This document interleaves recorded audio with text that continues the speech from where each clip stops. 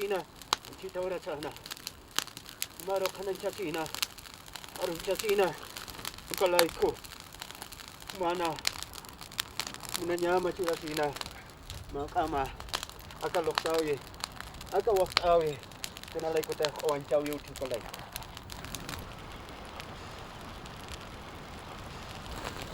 Pura kotse, kacamu na tauke. Maror na kasina. Pura kotse, pirpiriha. Pura kotse uke. Sarutani. Desde las ruinas de antiguos enclaves de las culturas Inca y Tiahuanaco en el lago Titicaca, los sacerdotes cayaguayas rinden culto al Tata Inti, al dios sol.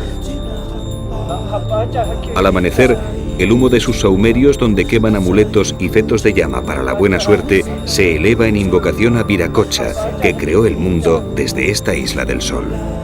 Este enigmático dios ordenó a los hombres que creciesen y se multiplicasen. Luego desapareció por el oeste y jamás le volvieron a ver.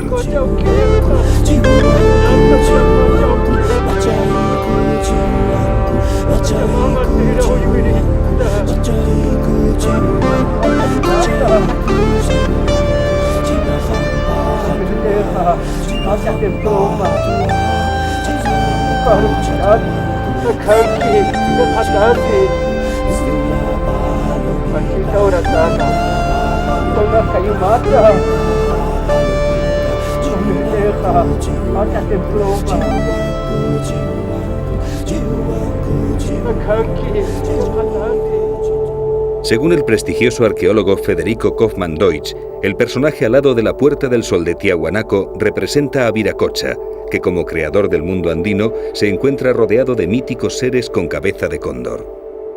Los ciclópeos monolitos de Tiahuanaco parecen querer hablarnos de los secretos que todavía esconde esta misteriosa cultura del Titicaca. Hay autores que los han llegado a describir como dioses extraterrestres y han elaborado extravagantes teorías, pero lo cierto es que estas pétreas esculturas siguen sorprendiendo a los arqueólogos y especialistas más reconocidos.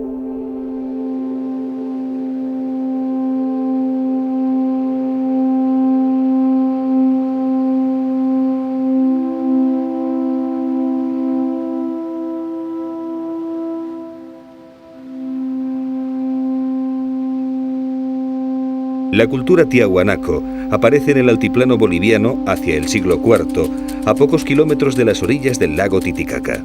Posteriormente se extendió hacia el sur, donde se fusionó con los Wari, herederos de la tradición Paracas Nazca. El Titicaca es el lago más importante de América del Sur y uno de los más altos del mundo.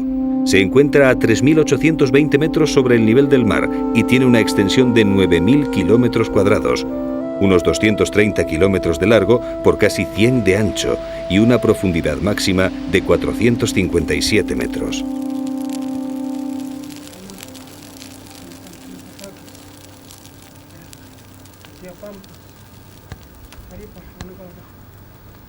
La cultura tiahuanaco pasó por varias fases: la temprana, la clásica y la post-tiahuanaco. Era una sociedad profundamente marcada por sus creencias religiosas. Los habitantes de la Isla del Sol todavía guardan el reflejo de esta religiosidad en la liturgia de sus rituales. Invocan a sus deidades antes de emprender cualquier acción, especialmente a la Pachamama, la diosa de la tierra.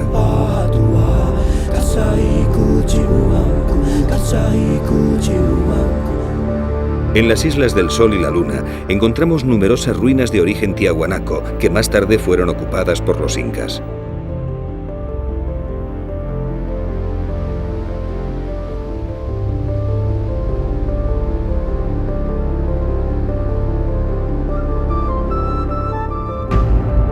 Son lugares sagrados para el pueblo andino. Por todas partes se pueden ver sus ofrendas en forma de piedras apiladas y orientadas hacia los cerros nevados, que se consideran sagrados al ser la morada de los dioses.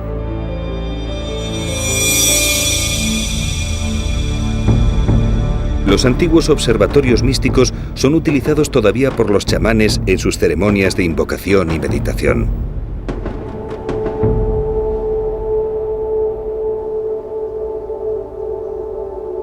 La ciudad monumental de Tiahuanaco se construyó en la época clásica. El famoso monolito barbado o Contiki preside el templete semisubterráneo. ¿Fueron dioses o gigantes los constructores de esta ciclópea ciudad? El transporte de las enormes piedras y su unión mediante entalladuras ha dado lugar a numerosas teorías, pero ninguna aceptada por todos. Tiahuanaco sigue representando un enigma.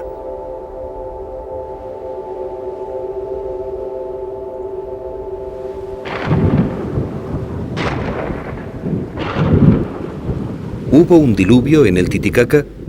La leyenda cuenta que la tierra estaba habitada por unos gigantes llamados chulpas, que habían llegado a ser sabios y poderosos, pero su cultura degeneró en violencia. El dios Viracocha les castigó con un devastador diluvio y todos murieron. Entonces Viracocha, desde la Isla del Sol, la primera en emerger de las aguas, creó a Manco Cápac y a Mama Oglio, la primera pareja humana, y les entregó un cetro de oro. Manco Cápac lo lanzó con fuerza y donde cayó nació el Imperio Inca.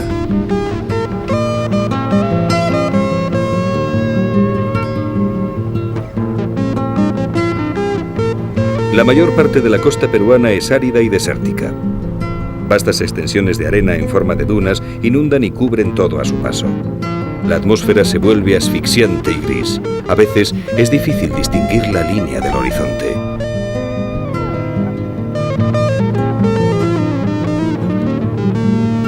Sin embargo, este territorio inhóspito fue la cuna de grandes civilizaciones que supieron crear vergeles en el desierto por medio de canales de regadío. Gracias a estas técnicas avanzadas, lograron una explotación agrícola que pudo sustentar un elevado número de habitantes. Este es el caso de la cultura chimú, que llegó a dominar 700 kilómetros de costa entre el año 1000 y el 1470, y a tener ciudades como esta de Chanchan, quizás la más grande del mundo en su época, con cerca de 100.000 habitantes. Ocupa una extensión de 20 kilómetros cuadrados. Se compone de 9 recintos amurallados, separados por muros trapezoidales de 6 a 9 metros de altura. Cada uno corresponde a un monarca chimú diferente. Una red de pasillos une estos recintos con la gran plaza ceremonial. La totalidad de las construcciones se realizaron en arcilla, elemento común a todas las culturas del desierto peruano.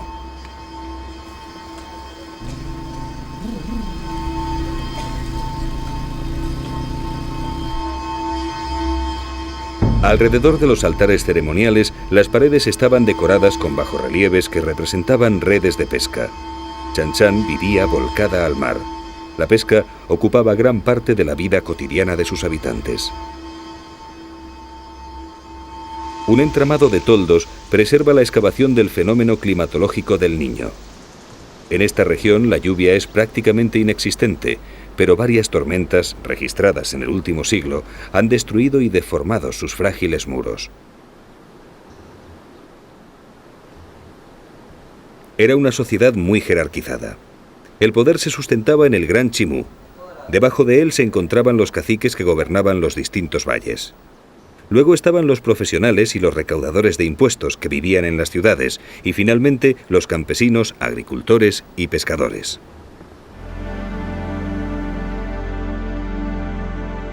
Los múltiples hallazgos de piezas de oro nos permiten asegurar que la orfebrería tuvo un gran desarrollo en esta cultura. La mayoría de las piezas encontradas son de carácter religioso. Los chimú rendían culto a la luna y al sol, y también a las momias de sus monarcas, a las que solían sacar de sus tumbas en ocasiones señaladas.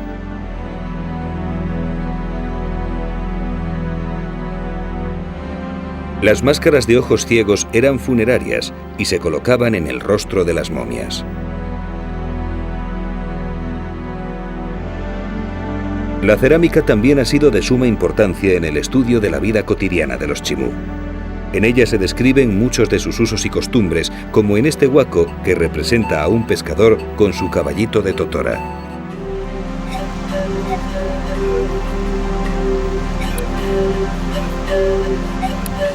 En la actualidad, los pescadores de la costa norte peruana siguen utilizando estas embarcaciones llamadas caballitos de totora para faenar en los caladeros cercanos.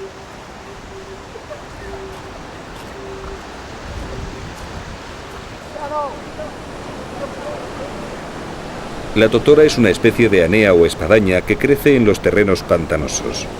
Una vez cortada y secada al sol, adquiere una dureza flexible que la hace muy resistente e impermeable.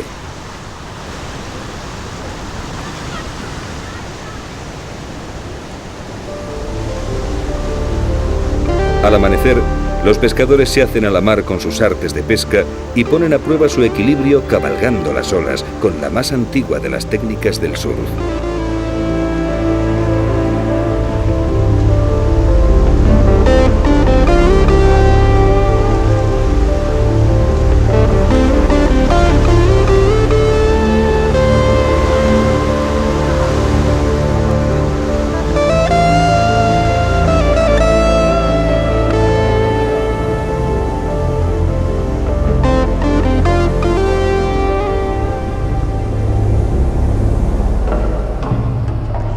El rostro antropomorfo del degollador de hombres de la Huaca de la Luna nos introduce en la cultura moche, que se desarrolló en estos mismos valles costeros antes del Imperio Chimú, entre el 200 a.C.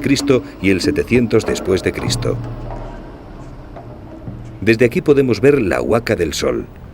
Entre estas dos pirámides se extendía la capital del Imperio Moche.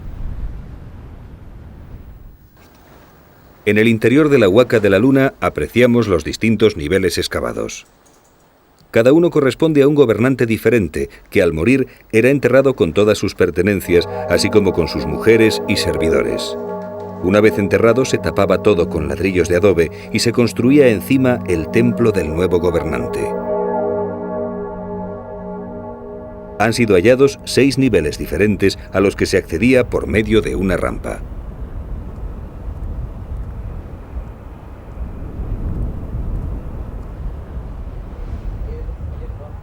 La sociedad moche o mochica estaba también muy jerarquizada y había una clara especialización en el trabajo. Parece que instituyeron un sistema de tributo en el trabajo llamado mita. Hay autores que la definen como una sociedad teocrática. Otros nos hablan de una sociedad secular. Sabemos que rendían culto a la luna y a la deidad Ayapaec, un dios fiero, supremo y creador del mundo, que demandaba sacrificios humanos.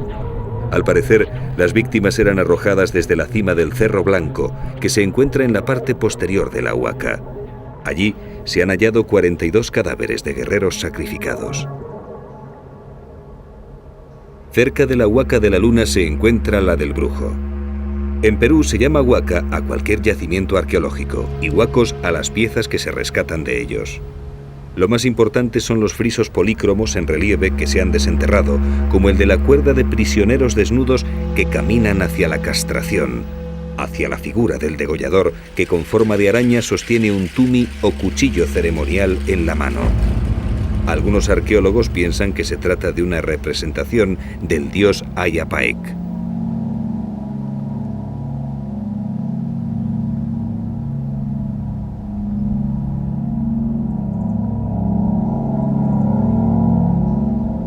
En las paredes de las diferentes plataformas, bajo el relieve de los dibujos, sobresalen huesos y restos humanos. Se cree que pertenecen a trabajadores que eran castigados a morir emparedados.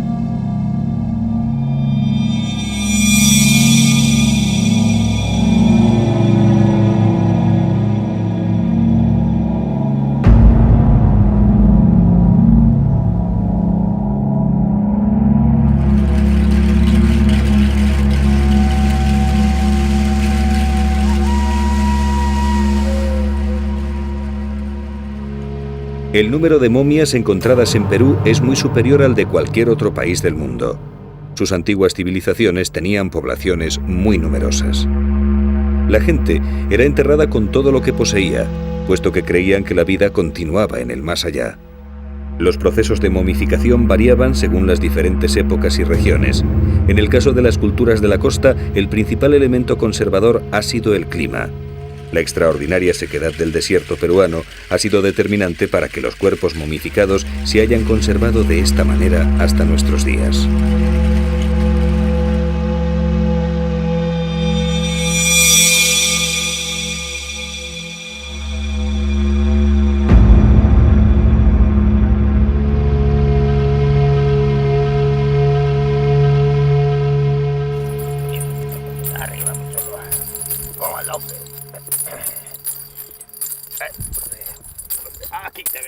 Las cabezas de momia, fruto de la profanación de tumbas milenarias, ocupan un lugar predominante en las mesas de poder de brujos y curanderos.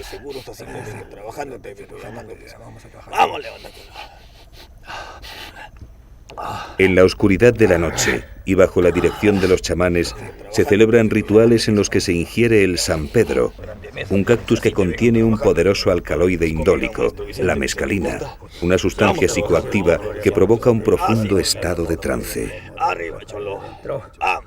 El San Pedro se cuece un mínimo de 8 horas. El producto de la cocción se ingiere por la nariz. El número de levantadas o tomas lo determina el chamán.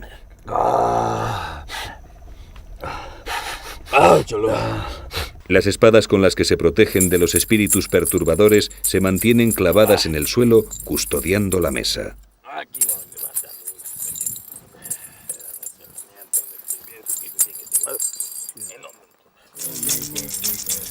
El San Pedro ha estado presente en la mayoría de las culturas preincaicas. Su nombre autóctono es Huachuma. Según el investigador Antonio Escotado, comienzan a llamarle San Pedro por influencia cristiana, por ser San Pedro el depositario de las llaves del cielo y ser esta planta la que les promete introducirles en el otro mundo. Vamos levantando.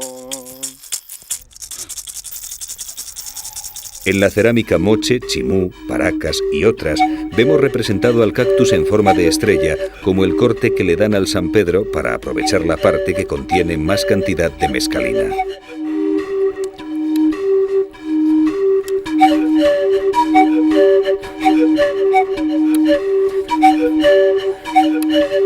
El cactus se puede comprar en los mercados de brujos del norte, así como una infinidad de pócimas y remedios preparados por los curanderos, recetas cuyo origen se pierde en el tiempo.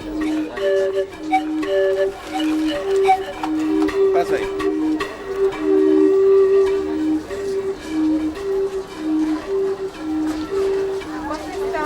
Se agregan las demás hierbas. 5 minutos a cada una de estas hierbas, las vas a servir por espacio de 1,5 litros. Lleva la correa de la correa. También se pueden conseguir los objetos litúrgicos necesarios para cada ritual, como los cráneos de momia que confieren el máximo poder a las mesas ceremoniales. Aquí te voy cargando, aquí te voy parando.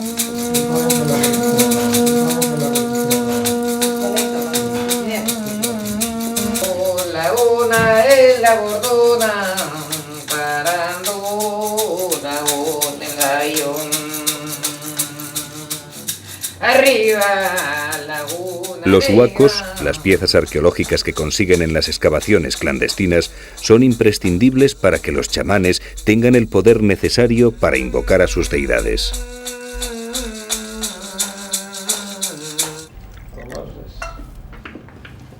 El líquido obtenido de la cocción del San Pedro también se ingiere oralmente. Su efecto es más lento y la dosis ha de ser mayor.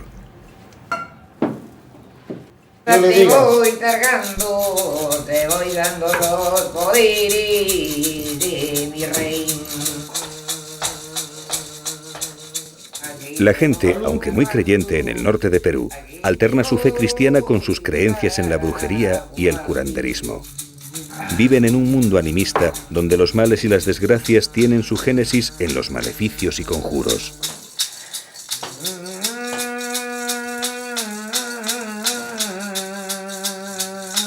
La una es la bordona, parando la otra el gallón.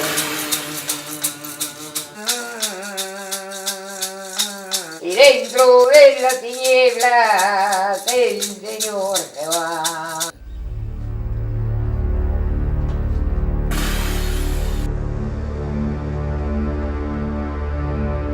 Continuando nuestro viaje a través de las culturas preincaicas, sobrevolamos la misteriosa Pampa del Ingenio. El primero que lo hizo fue el científico norteamericano Paul Kosok en 1939. Descubrió unas enigmáticas líneas que se perdían en el horizonte, coincidiendo con el punto por donde se ponía el sol. Aquello no era natural, sin duda habían sido delineadas y excavadas en la pampa por la mano del hombre. Pensó que se trataba del mayor libro de astronomía del mundo. Pero no solo se trataba de líneas, también había dibujos enormes que solo se podían ver desde el aire y a cierta altura. La matemática alemana Maria Reich continuó las investigaciones. Dedicó 40 años de su vida al estudio de las líneas y dibujos. Efectivamente, muchas de ellas coinciden con solsticios solares y con ortos lunares, pero según la investigadora, la Pampa fue dibujada en el primer milenio de nuestra era por el pueblo Paracas y Nazca. En sus estudios hace la siguiente reflexión. ¿Cómo y para qué fueron realizadas por una cultura supuestamente primitiva que no podía volar? Solo podían haberlas planeado y dibujado a una escala menor. Pero ¿cómo pudieron luego trazarlas en su sitio y darles la orientación correcta? Es un enigma cuya solución tomará todavía muchos años. Tenemos delante de nosotros una de las tareas más importantes del estudio de nuestra historia, que nos llevará a la comprensión del hombre del pasado y de su manera de pensar. Las frágiles líneas se han conservado por el escasísimo o inexistente régimen de lluvias, pero hay zonas donde se aprecian rodadas de coche que las han destruido. Incluso la carretera panamericana atraviesa la Pampa.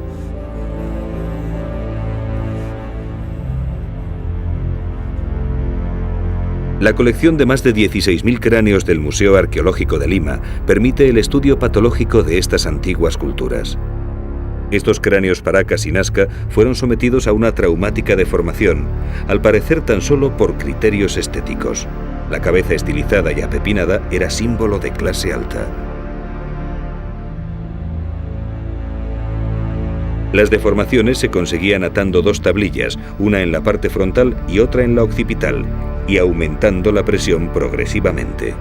Con el paso de los años conseguían una frente plana y una bóveda elevada.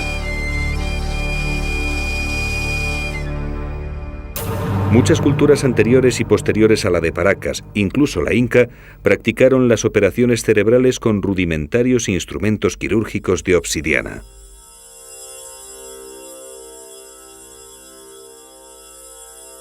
Las trepanaciones se realizaban bajo los efectos enajenantes de la chicha como única anestesia. Normalmente curaban fracturas y hundimientos craneales producidos en la batalla y en menor número cefaleas y otras patologías. El porcentaje de pacientes que superaban la operación era pequeño. En estas muestras vemos con claridad cómo el hueso había crecido en aquellos que sobrevivieron a la intervención. También se aprecia claramente los que no la superaron.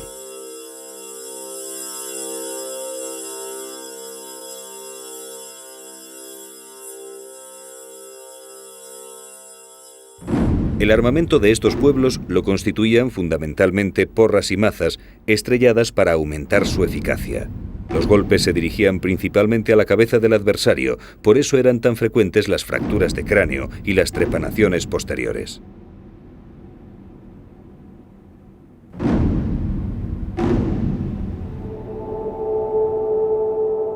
Las batallas eran frecuentes y crueles en estas civilizaciones antiguas. Una muestra de ello nos la dejó la cultura Sechín, que se desarrolló 1500 años antes de Cristo en la actual provincia costera de Casma.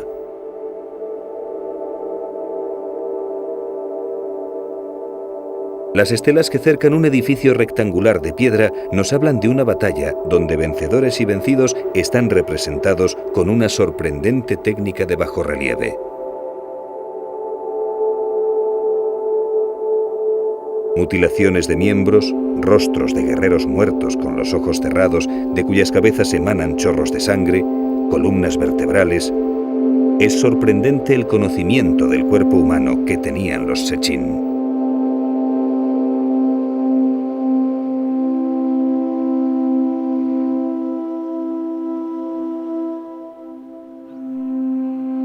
Esta estela representa los ojos de los vencidos. En otras encontramos intestinos, trozos de pelvis, huesos.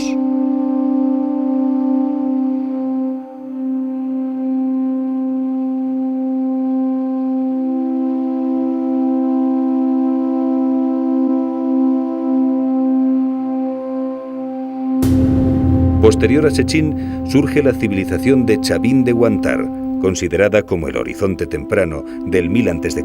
hasta el 300 después de Cristo. Es la más influyente de Perú. En la Estela Raimondi, uno de los hallazgos más importantes de este periodo, vemos la figura antropomorfa de su dios creador, con rasgos de aves y felinos. En sus manos sostiene 2 báculos, el símbolo del poder de los Andes.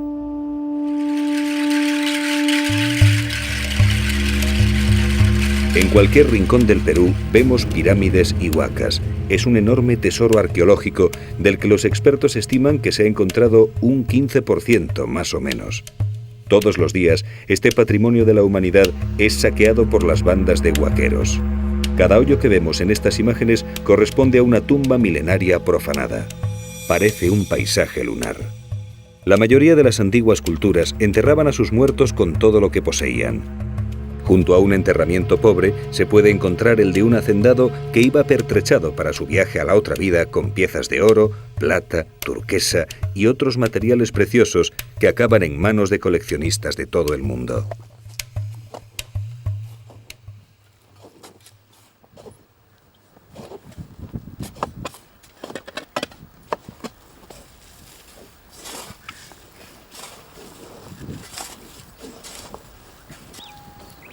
Son pobres y su necesidad les arrastra a esta actividad clandestina.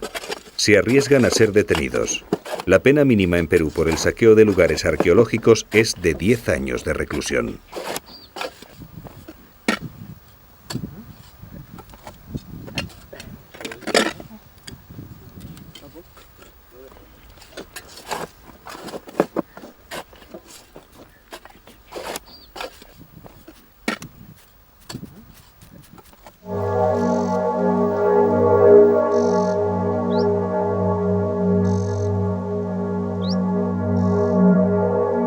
El Campo Santo de Sipán se encuentra sobre un antiguo cementerio mochica. Muchas veces, al cavar una nueva fosa, desentierran una momia con sus huacos de cerámica y sus adornos. Aquí fue enterrado el primer huaquero que entró en la pirámide funeraria del Señor de Sipán, el hallazgo arqueológico más importante de América de las últimas décadas. Se llamaba Hernil Bernal. Un compañero que entró con él nos cuenta la historia. Bernal y yo y otro compañero fuimos los que descubrimos el Señor de Sipán.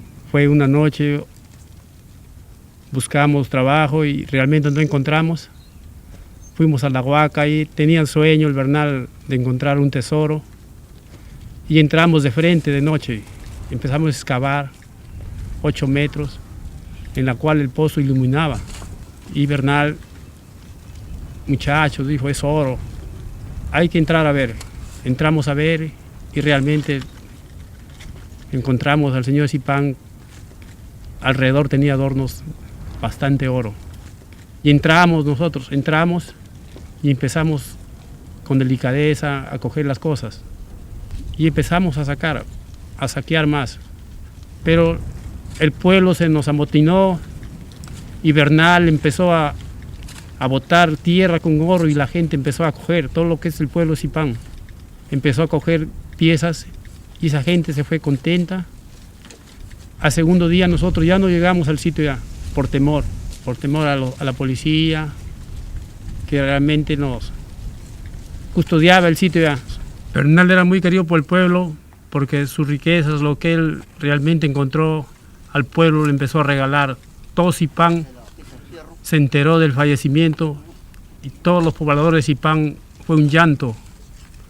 Murió en su casa, lo tomaron como si fuera un delincuente, entraron armados los señores con arma en mano y empezaron a balacear todo lo que es alrededor de su casa. Más de 250 policías, de tanto balazo que tiraron, él salió por una esquina de su casa y lo mataron a sangre fría. Un hombre tan bueno, tan honesto, tan trabajador, un buen saqueador. Afortunadamente no llegaron a la cámara del Señor de Sipán, pero destrozaron la de un sacerdote. Generaciones enteras de saqueadores se han dedicado desde la llegada de los españoles a la destrucción sistemática de los vestigios arqueológicos del Perú. Todos los días, las partidas de profanadores dirigen sus pasos hacia una nueva huaca para intentar dar de comer a los suyos con los miserables dólares que consiguen de los traficantes de antigüedades.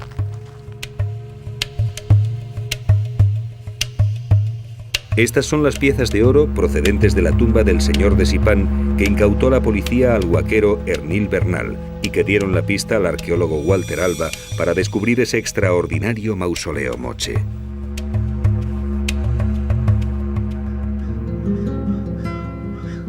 Cientos de pirámides quedan por excavar. Parecen colinas por el efecto de las lluvias, que aunque escasas, las deforman y las mimetizan con el paisaje.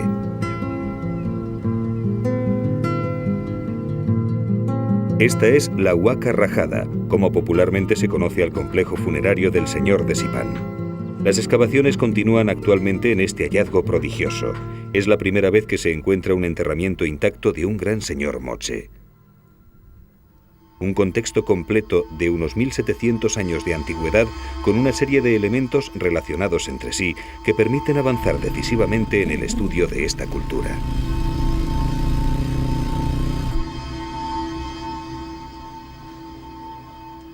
El descubrimiento de la tumba del señor de Sipán sintetiza un poco el drama de la arqueología peruana. Un país con un extraordinario pasado, con muchos monumentos y testimonios de pueblos y culturas que se han sucedido a lo largo de 3000 años, pocos recursos para conservarlos y el saqueo permanente de estos monumentos para abastecer el mercado de coleccionistas de arte. Sipán es un santuario moche, estaba a punto de ser saqueado a inicios del año 87, cuando el Perú vivía una crisis muy severa. Los profanadores, las bandas de profanadores azotaban el campo, los lugares arqueológicos. Fue un escándalo el saqueo de una tumba rica con algunos objetos de oro. La policía interviene un día 23 de febrero de ese año, requisan algunas piezas de oro. Yo llego a la estación de policía una noche de este verano y puedo ver con asombro que estamos frente a 2 o 3 objetos espectaculares que necesariamente tenían que provenir de una riquísima tumba saqueada. Al día siguiente, con la policía constatamos que efectivamente se había saqueado una tumba muy rica. La policía siguió investigando. Nosotros tratábamos de proteger el lugar, pero era inminente su destrucción. Casi toda la población, incentivada por los traficantes y por los saqueadores profesionales, vinieron al monumento para destruirlo, para saquearlo. Decidimos una intervención de emergencia después de una dramática intervención inicial que supuso desalojar a los profanadores y a los pobladores que estaban posesionados del lugar. Iniciamos el trabajo de lo que consideramos un trabajo de rescate arqueológico, que nos condujo unos 6 meses más tarde a unos de los descubrimientos más fascinantes de la arqueología del Nuevo Mundo. Enterrado en un ataúd de madera, el primero que se descubría en América, el gran señor de Sipán yacía con una gran profusión de objetos de oro y plata. En la réplica que ocupa el lugar del féretro original podemos apreciar estos ornamentos que le definían como un gobernante. Su cadáver se conserva en el Museo Brüning de Lambayeque. Fue enterrado junto con 3 mujeres, un guerrero, un sacerdote y un niño. Más arriba, en una esquina, el guardián, al que le cortaban los pies para que simbólicamente no pudiese escapar. Era un niño de unos 9 años que, gracias a su pureza, podía conducir al Señor hasta la otra vida.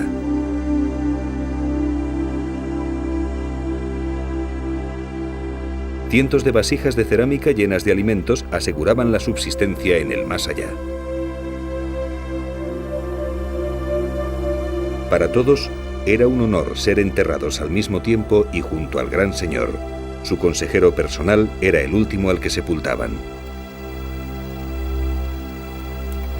Lógicamente, se trata de un entierro del más alto rango. Hay joyas, ornamentos de oro, piezas de una calidad, de una exquisitez en el campo de la metalurgia y de la orfebrería deslumbrantes. Pero también estamos encontrando que cada uno de estos objetos y de estas joyas tiene una especial simbología religiosa que nos permite acceder al profundo conocimiento y a la concepción del mundo de los moche. En la actualidad se han encontrado 12 tumbas en este mismo complejo funerario. Las más importantes son las del señor de Sipán, la de un gobernante anterior al que llaman el Viejo Señor, y la del sacerdote, que en la sociedad moche era el segundo en la jerarquía después del gobernante.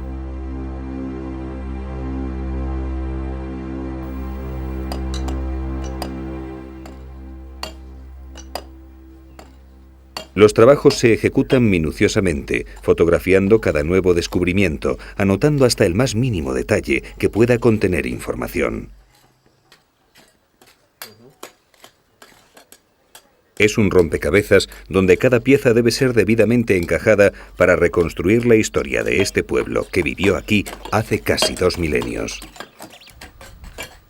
Hasta los ladrillos de adobe, que los huaqueros suelen destruir en sus saqueos, son clasificados por grupos. La gente solía donarlos para la construcción de la pirámide. Cada familia los marcaba con su propio sello. Todas las piezas son debidamente registradas. Los campesinos pobres son incentivados a destruir o a saquear las tumbas de sus antepasados por los traficantes. Los traficantes obedecen a un mercado internacional de obras de arte que demanda objetos arqueológicos. Y mientras exista en Estados Unidos o en Europa personas que pretenden adquirir objetos de arte para decorar o porque aman la cultura, supuestamente aman la cultura, lo que están promoviendo es el saqueo, la destrucción, la mutilación de la historia de la humanidad, no solamente del Perú. Nosotros, los arqueólogos, no recuperamos objetos, nosotros recuperamos información, recuperamos testimonios, recuperamos historia que nos permite reconstruir el pasado de la humanidad.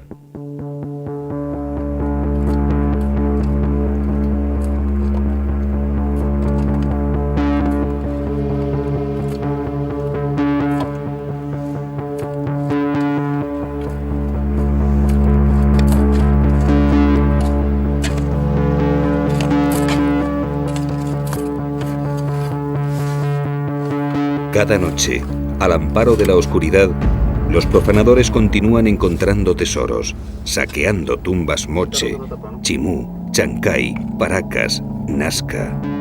Las piezas que encuentran son adquiridas a precios miserables por los marchantes sin escrúpulos e introducidas en el mercado negro.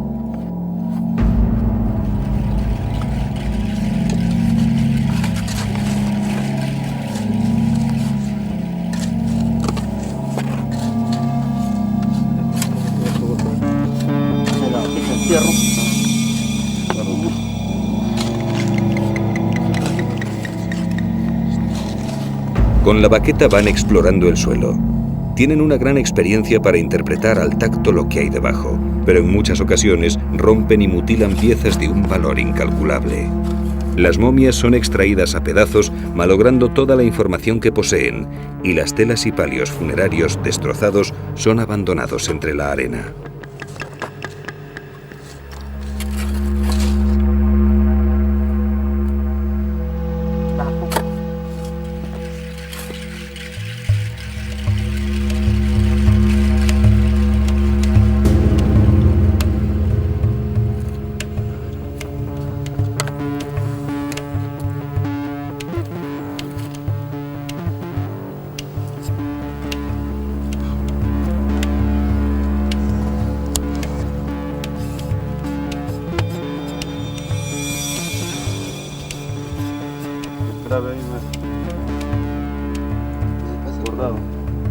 Esta es una tumba chancay.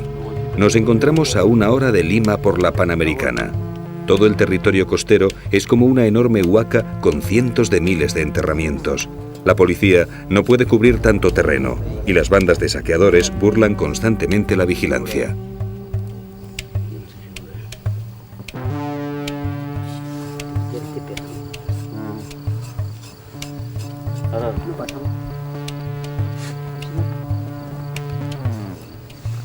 Muchos huaqueros mueren al cabo del año enterrados vivos.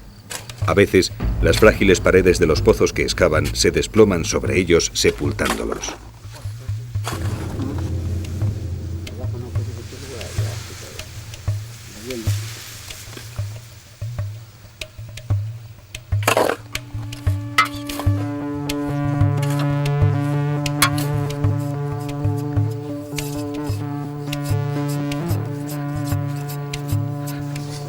Mira, ahí una tela, mira, mira. Tela.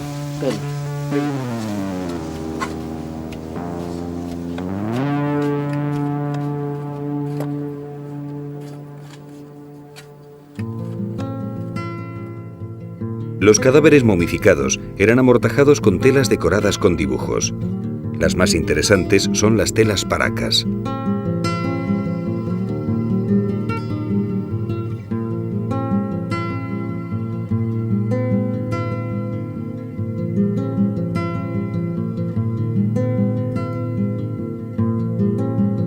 Sorprende la técnica textil que poseía esta cultura, que data de los primeros siglos de nuestra era.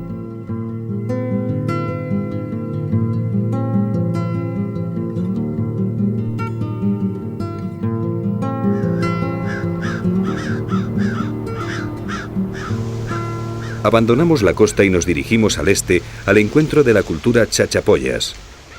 Poco a poco los valles se van cubriendo de vegetación. Estos indios blancos, como también se les ha llamado, vivían en lugares caóticos. Podemos ver las antiguas murallas de sus poblados en riscos y acantilados de acceso imposible. Sin duda, Cuelap es la ciudad más sorprendente de los chachapoyas. Situada a 3.000 metros de altura, era una fortaleza inexpugnable, la ciudadela de las nubes.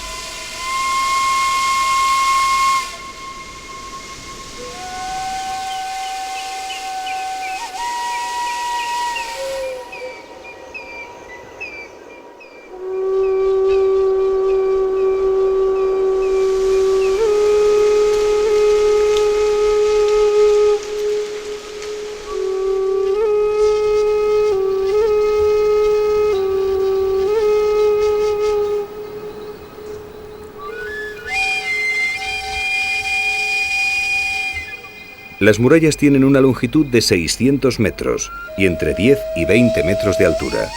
Está construida con bloques de piedra caliza de hasta 3 toneladas de peso. Cuelap es de forma rectangular. Uno de sus lados se asoma a un abismo de cerca de 1.000 metros de altura. El conjunto tiene una extensión total de 60.000 metros cuadrados. Las entradas están construidas en angostos desniveles en forma de embudo, estrechándose poco a poco hasta no permitir el paso de más de una persona.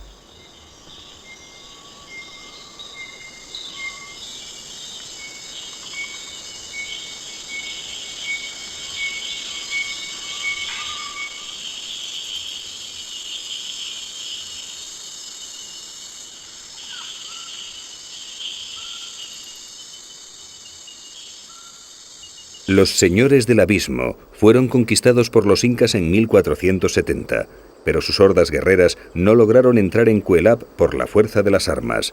Tupac Yupanqui cortó los suministros de alimentos y agua, y tras un asedio de meses, los chachapoyas tuvieron que rendirse. En el interior de las murallas hay una auténtica ciudad con 420 casas de planta circular que estaban rematadas por techos de paja cónicos y puntiagudos. En la construcción de Cuelap se emplearon 25 millones de metros cúbicos de bloques de piedra, el triple que para levantar la pirámide de Keops en Egipto. No se sabe con certeza cuándo se construyó. Hay autores que la datan en el 900 de nuestra era. Pero, ¿cómo pudieron realizar esa colosal obra con los medios que se supone tenían en aquella época? De momento, eso es un misterio más de los que guarda celosamente el Perú.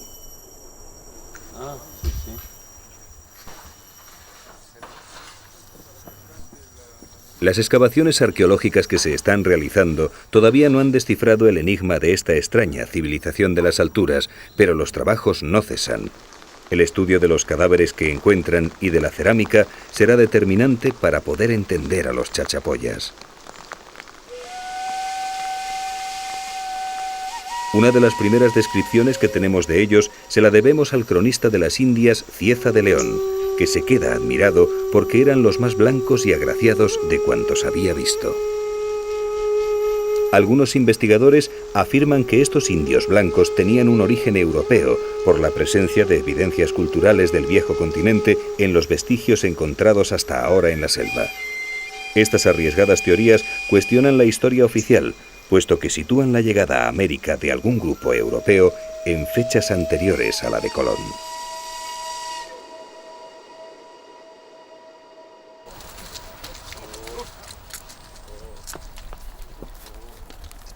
Atravesando pampas y zonas de exuberante vegetación, se llega a los enclaves más escondidos de los Chachapoyas, como la Laguna de los Cóndores, Carajía o La Petaca, en el valle del Utcubamba, el acantilado donde viven los muertos.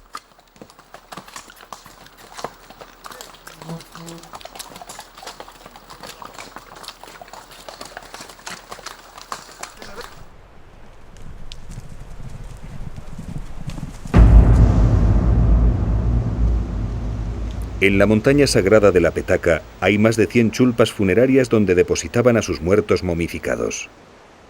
No se sabe cómo pudieron construirlas en estas paredes, a veces incluso contraplomadas. Se supone que dispondrían de algún tipo de andamiaje que destruirían una vez depositada la momia en la cámara funeraria para que nadie pudiera perturbar su sueño eterno.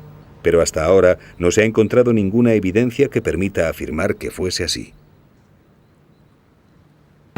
Pero aunque parezca mentira, hasta aquí también llegaron los saqueadores.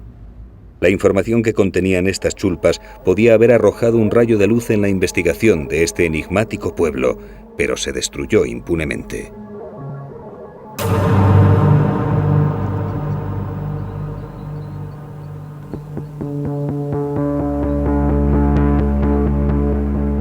Sin embargo, en la Laguna de los Cóndores se están encontrando enterramientos en mejores condiciones de conservación. Bajo la supervisión de la arqueóloga Sonia Guillén y del decisivo impulso del sacerdote español Diego Isidoro, varias decenas de fardos funerarios han sido rescatados y depositados en el Museo de la ciudad de Leimebamba.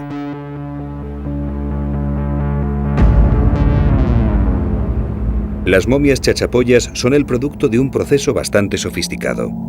Los cadáveres eran vaciados y sellados mediante unos tapones que les colocaban en el ano y la vagina. La boca se rellenaba con algodón para evitar el hundimiento de las facciones. Luego procedían al enfardelamiento con varias capas de tela, la última de las cuales se adornaba con el dibujo esquemático de los rasgos faciales del difunto.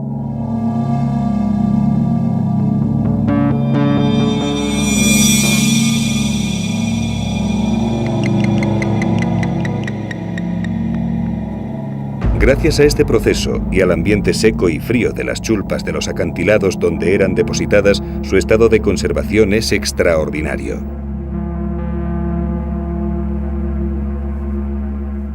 Una vez confeccionados, los fardos funerarios se introducían en unos envoltorios de madera que hacían las veces de ataúd.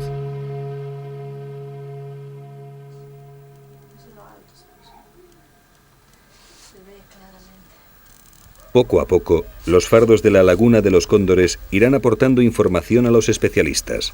Posiblemente dentro de unos años, muchas de las incógnitas actuales sobre los indios blancos serán despejadas.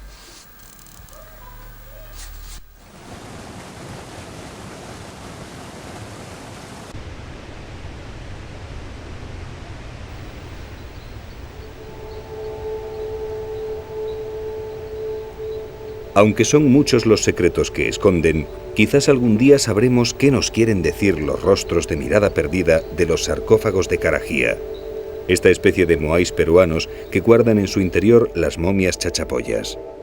¿Cómo y por qué fueron colocados allí? De momento no hay respuesta. Tenemos que conformarnos con la emoción que produce contemplarlos y saber que en nuestro mundo todavía quedan muchos misterios por descubrir.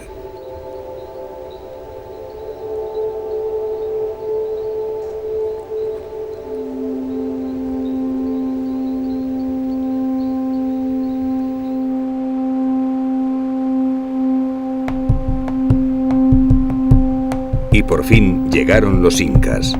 Su imperio, el Tahuantinsuyo, se extendió desde el actual Ecuador hasta Argentina y Chile, absorbiendo todas las culturas anteriores. Se convirtieron en los señores de los Andes. Construyeron ciudades insólitas como la sagrada Machu Picchu, abandonada antes de la llegada de los españoles.